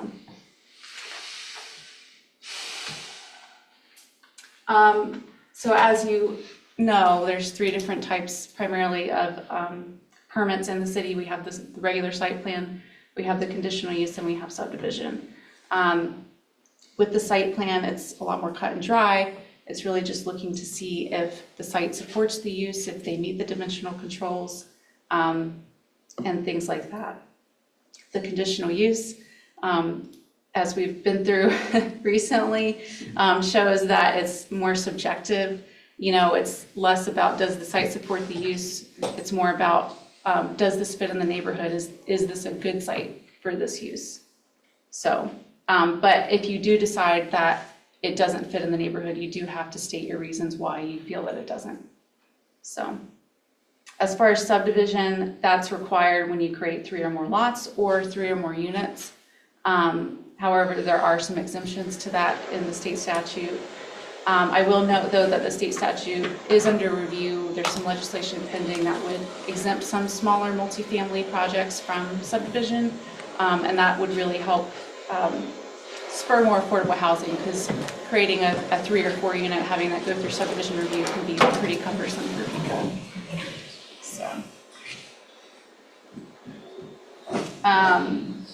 as far as the staff role in permitting, when we get an application in, we have all the different departments kind of meet to look at the different aspects of the plan. We have engineering, we have fire, we have code enforcement, the water district, and then we've also been including our wastewater treatment plant, to look at sewer capacity and things like that. So we try to get all that different feedback.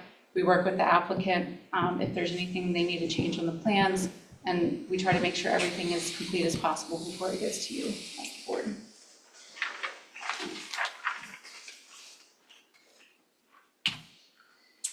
So prior to someone actually submitting an application, they have a pre-application meeting with staff, and that's where they meet with all these different departments. And, it can be just a very rough concept plan of what they want to do, but it just helps them get an idea of the feasibility of the project, what are the permitting needs going to be, and it also helps us get an idea too of what's coming, and so when they do submit, we're all on the same page. And then, like I said, the staff review it, we make sure it meets the code, and then once we've gone through that whole process, we report on that in your memo. We give you a briefing of what has been looked at, any issues that came up, and then any outstanding issues. And then, as you know, we've had a recent change in the process for, notices of decision and findings. So now we are drafting findings for you, and you look at those findings and, decide if you agree with those or not. And then you make those findings, and then you'll have a second meeting from now on to formally adopt those findings and notices of decision. So, and that written decision is really important because it gives the applicant, a clear record of everything, and then we also have general permit requirements at the bottom so they know what they need to do next. And then it also gives any people opposing the project something to appeal from if they wanted to do that. So basically, as far as what comes to you as the planning board, it's typically larger projects. If something's really small, if somebody wants to do like an addition to their shed, for example, sometimes if they have like a previous site plan, they still need some kind of approval from us, but it can be a minor site plan revision that just has the staff level approval.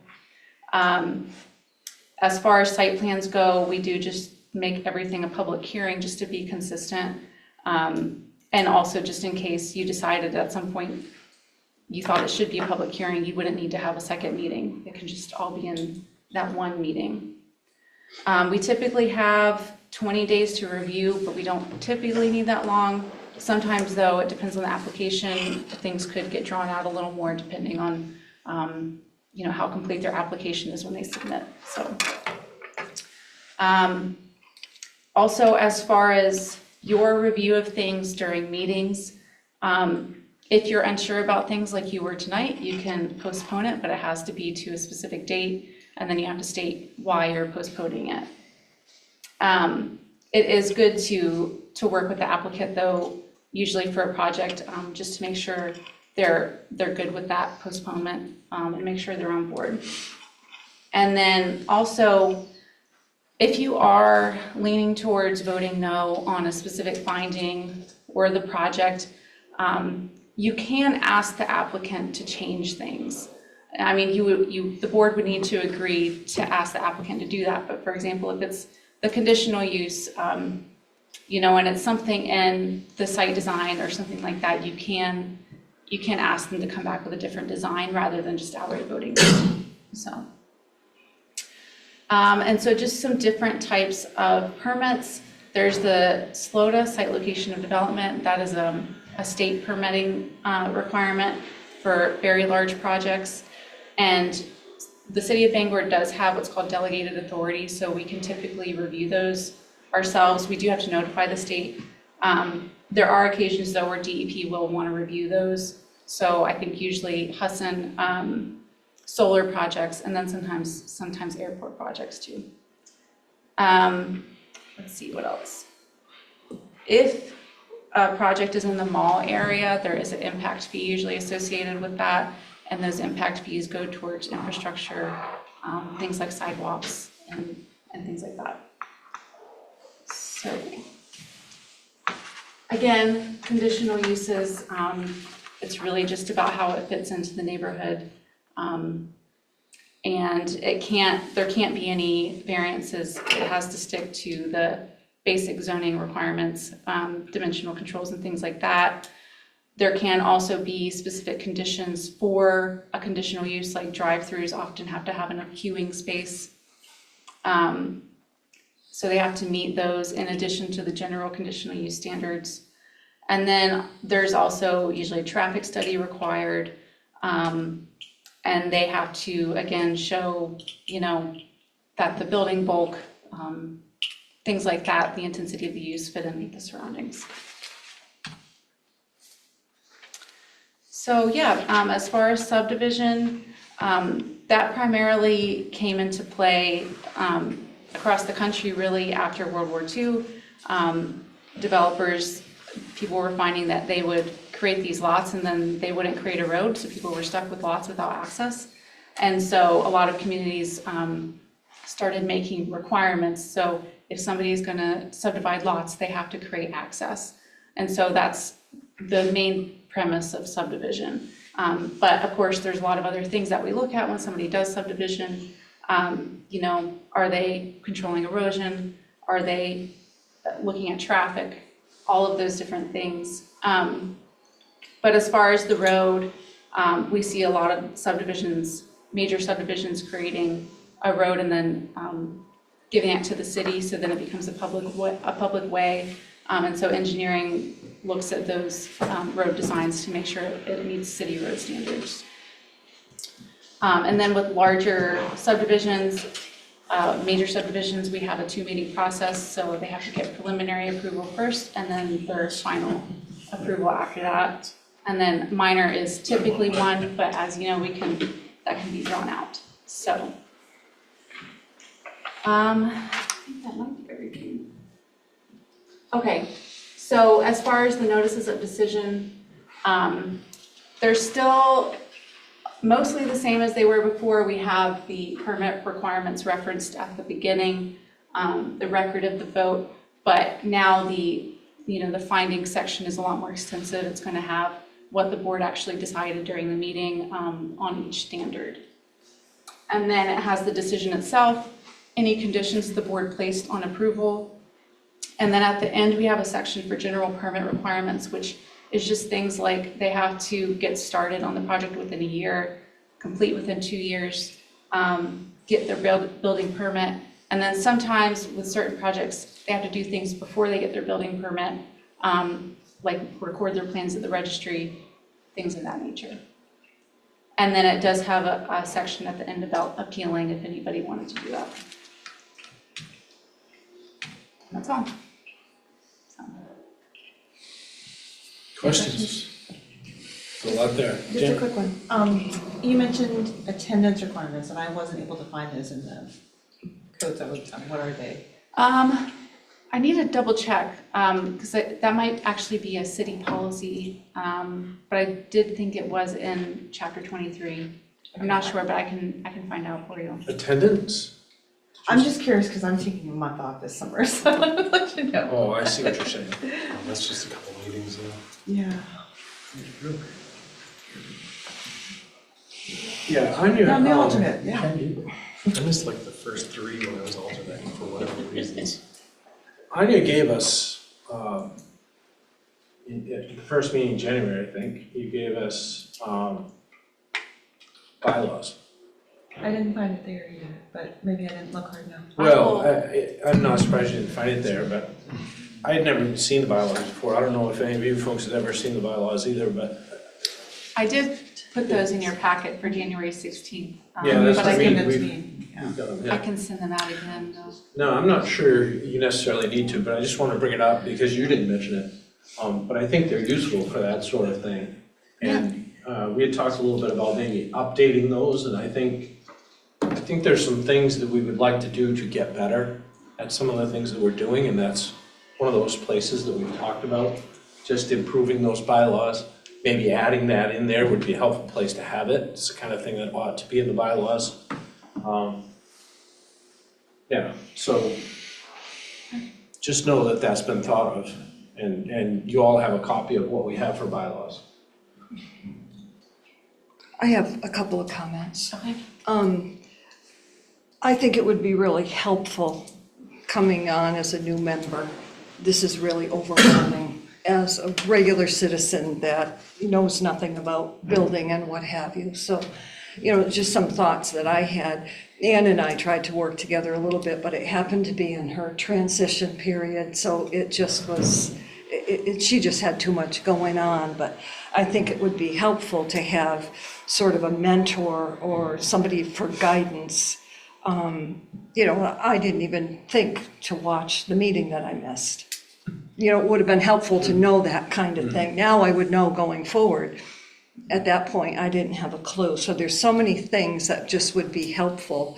And you hear so many letters and, different, whatever, regulations or whatever. It would be helpful to have that explained, even though you can kind of read it, but I'm reading and I'm going back and saying, what does that mean? What is that?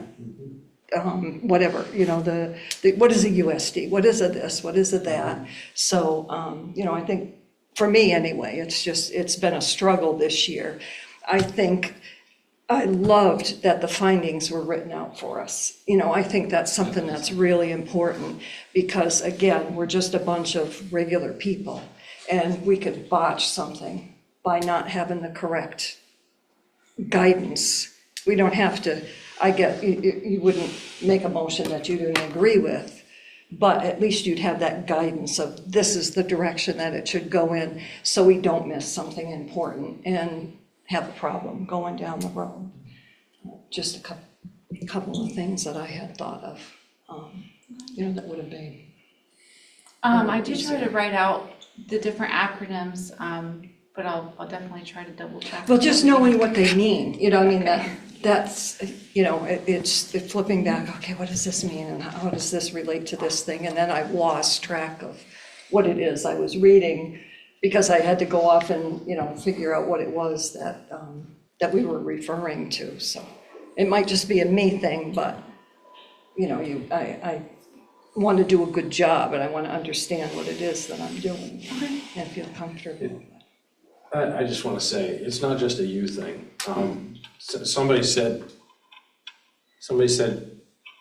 I actually think it was Kent Hume said, it takes a year of being on the board before you even figure out how it works. And I felt that way too. I think there's a lot of truth to that. And I've created, which I started to share with the staff because I'm not sure they like it, but at least they know what I'm thinking. I created a flow chart because I was finding myself sometimes confused about just where to go with codes when we're trying to get to the places we're trying to get to. And some of that is because I think as a city, things are complicated for us. I mean, Ann might know better than anyone else, but compared to other cities, but I sort of feel that because we're a city, we have a lot of complexity of our, if you just look at what Anya showed us tonight for the zones that we have 26 zones, 30 zones, we have a huge number of zones. I don't know how you guys could even expect yourselves to know what is going on in all those zones, or which zones are able to do what, right? I mean, it's, and by the way, I'm gonna say that the staff here, I mean, we heard a little bit about Rich Bay tonight, but I just think that the staff overall does a fantastic job. You guys dealing with the whole Lancaster project last year, I mean, hours on the findings, right, Anya? Oh, You spent more than that. days, I mean, Weeks. Yeah. huge amounts of time that you spent, I'm sure. Yeah. And so they know better than we do how complex things are. And so, Not to mention keeping things running during the pandemic, yeah. remotely. Yeah. It was quite a joy. So, as I mentioned earlier, before Tricia spoke, I think things are improving. I think we're getting better. I think, I don't know, having you guys being newer has created some newness and some new ideas and brought some new things in. And I think, Tricia, you're exactly right. I think it's a hard process to do planning and to be on the planning board and to understand everything. And it kind of hits you sideways when you have something like the Lancaster project, which was much more difficult than any of us thought it was gonna be. And so we all want to do better, and I think it's happening, but it's a slow process. Well, I think the other thing is that these guys are the experts. So when it gets to us, I kind of feel like, Yeah. who am I? They've all done their jobs and they're saying that, yes, this can move forward. So, I guess that. Don't be afraid to ask. I want to say, by the way, the dialogue that we had tonight with regard to that project was excellent. I really like that we do that. I don't want anyone to think they shouldn't speak or say their opinion, whether they think it's the worst opinion in the world or the best opinion in the world. It doesn't matter. That dialogue is good. And it shows we think about it. In fact, Andrew Hamilton, who was up here earlier, I think mentioned that he thought that we did a pretty good job of that at one point. And so, the dialogue is good. Don't be afraid to ask. You all do this differently. I know Don is really good about sending emails sometimes to the staff when he has a question or a Yes. problem. I'm gonna pick on you a little bit, Mike, only because I know that you reached out to Dave Sevcek recently when you had a concern. I think that's good stuff to do that. If you're concerned about something or you're misunderstanding something, I've never heard one of these guys say, "Don't call me." I've never heard that. Yeah. And so, reach out. Yeah, we're here to provide support to the board, so if there's specific things that you need clarification on or we can explain better, just let us know. Yeah. For sure. Just another resource, that if any planning board member is interested, that I'd recommend. It's a full-day training session that the Maine Municipal Association does for planning boards and boards of appeals. And it's very thorough and well done. And they do it on, I think, a pretty frequent basis. Yeah, and I would also add,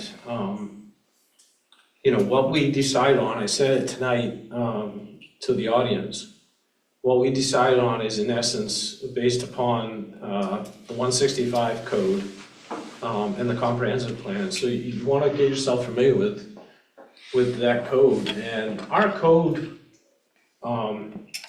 system, our system of getting through the code is a little tricky in the beginning, and so if you haven't spent much time doing it, you'll find it a little bit frustrating. But once you learn how to use that system, I think it works pretty good now that I'm familiar with it. But in the beginning, it is tough. So certainly get yourself familiar with 165, the comprehensive plan, and Anya mentioned tonight, section 23 of the code, because that talks a little bit about just how meetings and members of planning board do their stuff.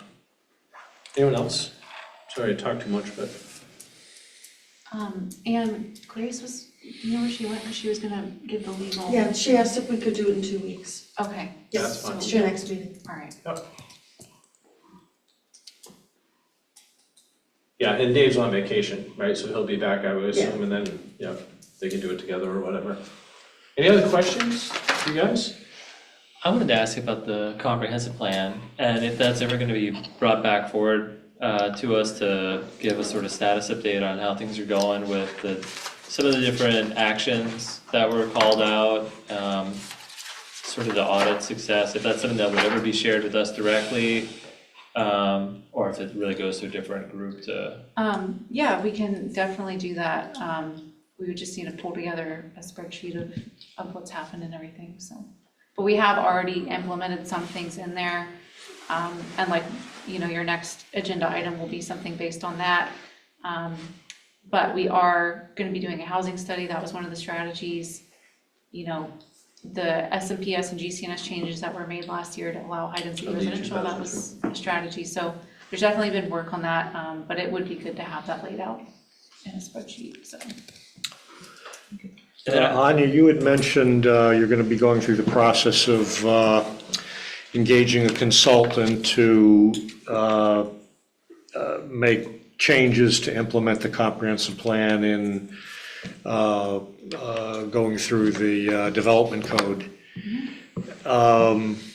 Would we get any opportunity to suggest some things the consultant ought to be looking at through that process? Yeah, I mean, you would definitely be, the board would be engaged throughout that process, and Okay. and there will be a huge public outreach effort as Yep. well, so. Thanks. Any other questions on the training? If not, I think Anya was gonna do co-living, talk about co-living. That's right. So, basically, what we're proposing is a new type of land use called co-living dormitory. And this is really a type of single room occupancy housing that's very similar to boarding houses. Boarding houses were added to a variety of zones, I think it was 2 years ago now. But this type of use would be a larger kind of dormitory. And the other key difference would be that at least a portion of the building could potentially be used for shorter term stays. The boarding house currently, it requires a 30-day stay at least, so it's required for those longer term stays. So the purpose of this allowance would be to allow people who are maybe like in between housing, or we've heard about traveling medical staff who are just in town for a few days and need a place to stay. So it would provide that flexibility for people. But at least 75% of the building would need to be used for longer term housing, at least 30 days, just to make sure that it is providing affordable housing for people. One of the ways that this does create more affordable housing is that instead of having individual dwelling units with, individual kitchens and things like that, it would really be more like bedrooms and then having a shared kitchen space and shared common rooms and things like that. There would also be lighter parking requirements, but it would also be required to be close to public transit, so at least a half a mile away from, or within a half a mile from a public transit route. So, let's see. So one of the reasons we had to kind of create this new use is that it really kind of falls between a residential and a commercial use. It doesn't fit neatly into a use we have in the land development code. And so coming up with the language for it, we looked at the building code, the fire code, and it most closely fit the dormitory style language, but a lot of places across the country are, they're using the term co-living. They are creating this type of use. It just goes by different names in different communities, but co-living is kind of like the kind of thread that connects this throughout the country. There have been quite a few places that have done this and created this type of use allowance. Quite a few places in California, Florida, Chicago, and I think New York as well. And so I did include some of those examples, links to those examples in your packet in the memo.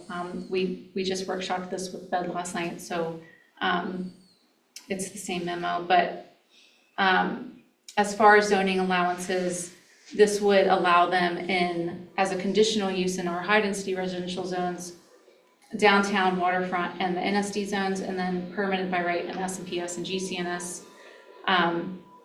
And I did want to note, because I included the draft ordinance in here, we had a requirement that at least 20% of the building would be common space. We might look at maybe reducing that down just for feasibility, but we're gonna, discuss that some more. We're hoping to finalize the language next week.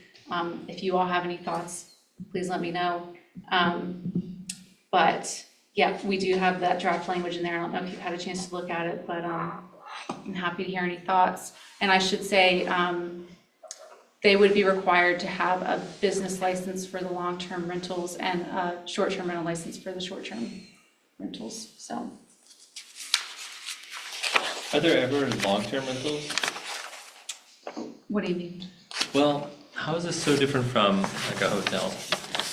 Well, yeah, so at least 75% of the building wouldn't be long-term stays. 30 days. So yes, it's more of a That's residential. considered long-term. Yes. Thanks. Yeah.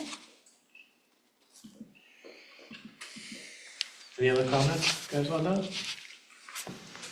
Oh, and on-site management would be required at times, so. Looks like Andy has his hand up. Oh, we have a hand up on Andrew, yeah. So here's where kudos go to Anya and her staff colleagues, Ann, Brenda Bellotta. A lot of folks have worked on this. We've heard in Bangor that we need all shades of housing, from those that are most affordable to being able to house the unhoused. This, I think, is important along public bus routes because it provides the opportunity for folks who can't afford both a car and an apartment to have an alternate living arrangement. And I agree with Anya. I think I've seen common space percentages range from 10 to 20%, maybe 15% would be appropriate. But I think the work that's been driven into this good proposal really shows in the level of detail in the proposal. This is not easy to do, but it's sufficient to get this segment of the housing sector to perhaps move forward. And I just wanted to commend staff for responding to what I think all the way from the city council right down to the most average folks in my neighborhood would want to have the opportunity to be able to do if they're on a public bus route and they're in one of those zoning districts. I think both the location of these facilities by zoning districts, as Chair Perkins pointed out, there's a ton of zoning districts in Bangor. I think the staff was very selective as to where they're allowing this. I think it's sensible, and it will provide for one element of housing. There's more work to be done, but I think this is a good point to start. And I think you'll see some good proposals that will flow out of this kind of language. So thank you. Thank you, Mr. Hamilton. Yeah. Yeah, I should note too, this would differentiate from boarding houses in that it would be 8 or more rooms, and we would change the definition of boarding house to be 7 or fewer rooms. Yeah, my only comment would be, I just wouldn't want to do it if it's not necessary. And I don't want to be a killjoy on good public, housing opportunities. And so if we know it's a need, then I think we should do it. But how do we know it's a need? Because we do have We do have some people interest. interested in doing Okay. this, yeah. And then likewise on the other end, will we keep some track of that? I assume they would. There would be some way to know, say we had 10 of these over a period of time. Keep track of the co-living facilities? Yeah. Yeah, you could, definitely, with at least the building permit data, I'm not sure. And if it were a conditional use as well in these different zones, it would come to you anyway. So, yeah, We you would know could keep anyway, track of that, yeah.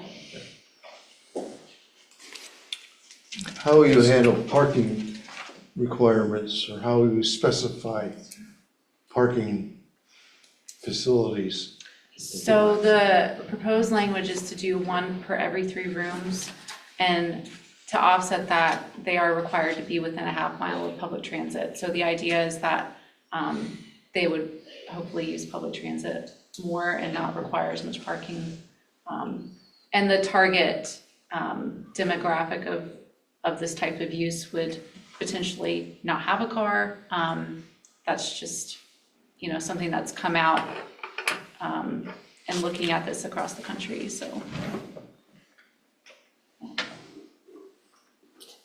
Yes. I really like this, just want to tell you, I've been looking into a lot of housing options here in Bangor because I'm new, so I'm trying to get, the hardest thing I had with this was I couldn't really differentiate the colors of the GIS to figure out the neighborhood of where the zoning where this would apply. And I know that this is an impossible ask, but it would be so nice if when we turn the layers on of the GIS, we could just pick some of the zones instead of all of them. Because Bangor's so big and it's so varied, but I think it looked to me like a lot of the that one of the major areas would address some of these very large homes that have come into disuse. And I think that that's really this is a wonderful way to address the needs where there isn't gonna be a lot of parking because people didn't have vehicles when they built the homes, but they're these big old stately places that are falling into disrepair. And I think I didn't see this as much as a new construction at all, but a better use of our built environment already. So it's really great, and it's obvious staff has put a lot of time into it, a lot of research. And we can't do it, but you can make almost any map, right? Or get it made. Yeah, try my best. So if for planning purposes you would like that, they can often do some of those things. Yeah. This is a funny aside, when we moved into our house on 14th Street, we almost immediately got a letter about the proposed changes and there's this beautiful colored map, but I couldn't make head or tail of it, and I've been looking at GIS for 20 years, so. Well, the thing about that is, we look at the acronyms all day and we look at, and so it was one of those instances where, it just didn't occur to us. People need to see that listed out because they're not used to those acronyms, so it's just a learning opportunity for future maps. So we'll do that in the future. And again, Bangor is so big that the colors are just like blobs, and it's so hard because there's such a subtle difference between some of the color codes. And that is difficult when you have like a much larger change like that to differentiate. But it is a good point. We can ask the person that does our online map if there is a way to just turn on certain zones. Maybe that's something they can change, so. Probably not, but it's worth asking. Okay, it is after 9. We have meeting minutes from January 2nd to approve. If no one has any, thank you, by the way, Anya, for those presentations. You did have the review of your 2023 accomplishments before minutes. Oh, yeah, You wanted great, to that's look right, at that? yep, that was on the list, sorry. Yeah, so I don't have a lot to go over with that, just to say that, you did review a lot of things last year. Over 124 units of housing, and then over 55,000 square feet of commercial space. You issued many actions and spent a lot of time on zone changes, especially text changes, and map changes. So, it's just a testament to how much got done last year. So pretty hefty stuff like LD 2003, short-term rental regulations, and all of that, so. And the comprehensive plan. And the comprehensive plan, And the yeah, comprehensive I'll plan. forget that, so. Yeah. Small little thing. Yeah, yeah, I had forgotten about that. By the way, I asked Anya to put that on the agenda because, again, that's one of those things, if you look in the code and in our bylaws, it says that we are going to give the city council a report, right, once a year. And really, the staff does that. We don't do it. It says the planning board is gonna do it, but we don't do it. The staff does it. So they did it, and it was it was impressive information, and finishing the year with the Lancaster project seemed like kind of a downer, so I thought it was kind of a positive thing to just remind ourselves how much, we did tend to accomplish last year. And so it's good to hear that. So thank you, Anya. Yeah. So meeting minutes, January 2nd, 2024. Any comments on that, or any changes anyone needs, or? Motion to approve as is. Everyone's good with that? No discussion? And that was Member Basnet, and Saucier seconded. All in favor, raise a hand is good on this one. The meeting minutes from January 2nd are approved. Any other comments before we call it a night? Thank you for your patience, everyone.